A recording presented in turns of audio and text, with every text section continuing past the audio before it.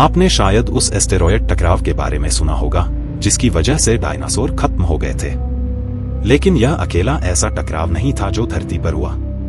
असल में वैज्ञानिकों ने दुनिया भर में करीब 200 टकराव क्रेटर खोजे हैं। अब एक बड़ा सवाल यह है कि ऐसे टकराव कितनी बार होते हैं?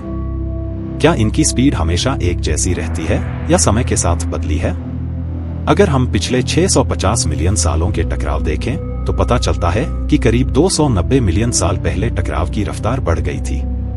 लेकिन हो सकता है कि पुराने क्रेटर ढूंढना मुश्किल हो, क्योंकि वो बारिश, पेड़ पौधों और धरती की हलचल की वजह से मिट गए हों। इस बात को समझने के लिए वैज्ञानिकों ने हमारे सबसे नजदीकी साथी चंद्रमा की स्टडी की। चंद्रमा और धरती इतने पास हैं कि उन पर टकराने वाले एस्टेरॉयड्स की हिस्ट्री लगभग एक जैसी होनी चाहिए। लेकिन चंद्रमा पर बारिश, हवा या धरती की हलचल जैसी चीजें नहीं होती जो क्रेटरों को मिटा सके।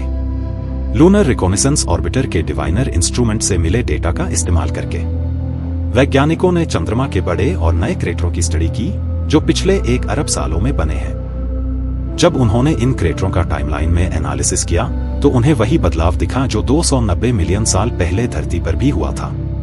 इसका मतलब है कि टकराव की रफ्तार में आया बदलाव सिर्फ धरती के रिकॉर्ड में गड़बड़ नहीं है, बल्कि ये सच में हुआ था।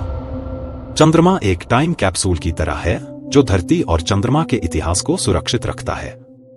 इसके स्टडी से हम अपनी धरती के अतीत के बारे में भी बहुत कुछ सीख सकते हैं।